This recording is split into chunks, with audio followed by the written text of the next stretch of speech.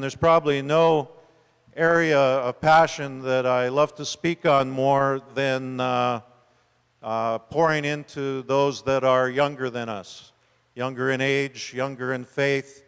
And quite simply, it's because I believe we're most like Jesus when we do ministry and life the way Jesus did ministry and life.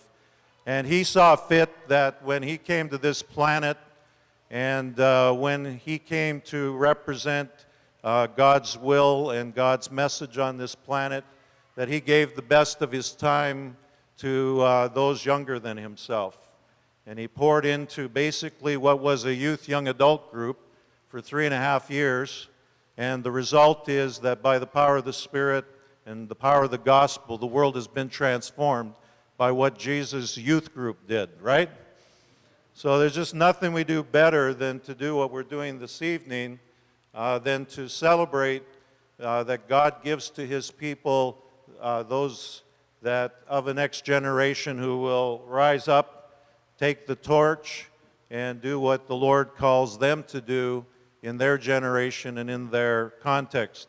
We are most like Jesus when we pour into those that are younger than us. We are very concerned to see living faith passed on to a next generation, where in Canada, and based on very good statistical evidence, we know that only about 1/3 of those who attended church weekly as a child still do today as young adults. And these are Canadian statistics, as was pointed out from the study Hemorrhaging Faith. About 23% of that study are now regularly engaged in the life of the church. Another 36% kind of sit on the fence and sometimes are engaged, but by and large have the faith their own way. Another 26% have wandered away from the faith and just don't feel it's relevant anymore. And 15% are actually rejectors and are aggressively opposed to the church and the message of the church. For those who remain engaged in the life of the church, as was pointed out, 1/4 of them had had a short-term missions experience. And of those that had one, 71% said it was faith-forming and life-changing. Half of them, though, had camp experience. And of that half, over 52% of them said it was life-transforming and life-shaping.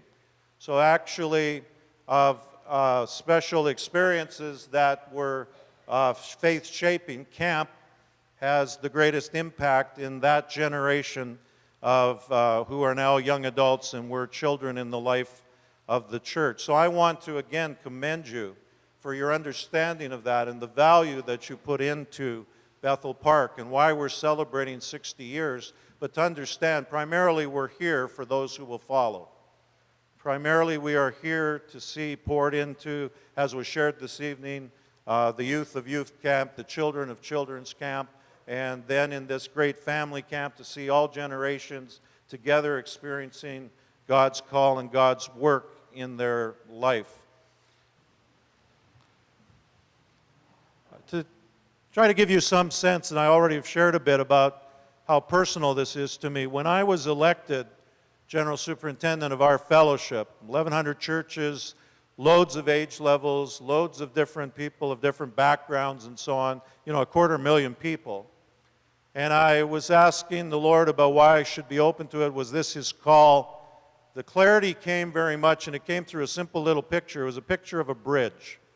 I actually have a hand-drawn drawing, not as nice as that one, I can assure you, that I drew myself in a vision session where I just drew simply a bridge.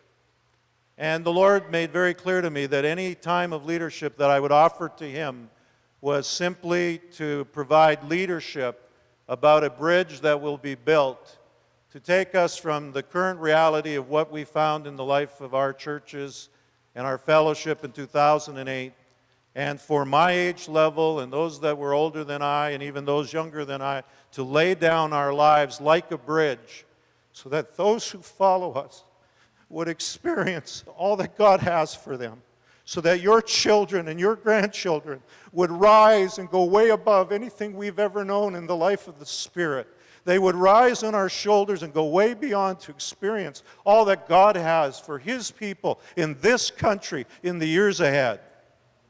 That's why I serve in leadership. You see the passion. I mean, that's what motivates me. That's what drives me. That's what wakes me up in the morning. Because there's a better day. There's a better day for the people of God in Canada, in the power of the Spirit, honoring Jesus, and our young men and my children and my grandchildren are going to experience it. By a gift of faith, I believe for that. But you need those that are prepared to be bridges. And in fact, not build the agenda of their churches. And not build the agenda of our fellowship. And frankly, not even build the agenda of their families around themselves. But to build it around those who will follow. To be willing to lay down our lives. To do whatever it takes. So that our children and our grandchildren can rise on our shoulders and see all that God has for them. So I'm the right guy to be preaching tonight. This is not a token appearance by the general superintendent to wrap up a camp. This is the passion of the Spirit of God for the Canadian church and for my generation, those my age and older, and for even some of you that are a little younger than me. Although I like to think that I'm an 18-year-old trapped in a 57-year-old body. So I just continually track how God is at work in young men and young women. I continually listen to them.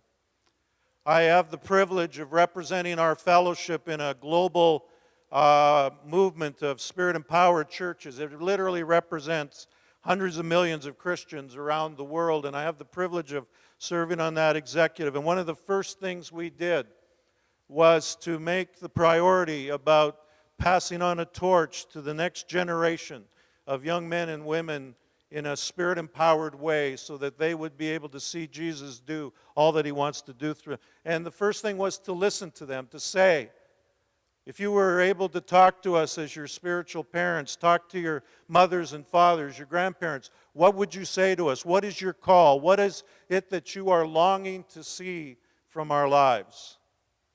There are 4 principal things that they spoke of, and they're actually encapsulated in this passage in Thessalonians and in chapter 2 as well, and that's why I wanted us to go to 1 Thessalonians, because it's rooted in the teaching of that passage.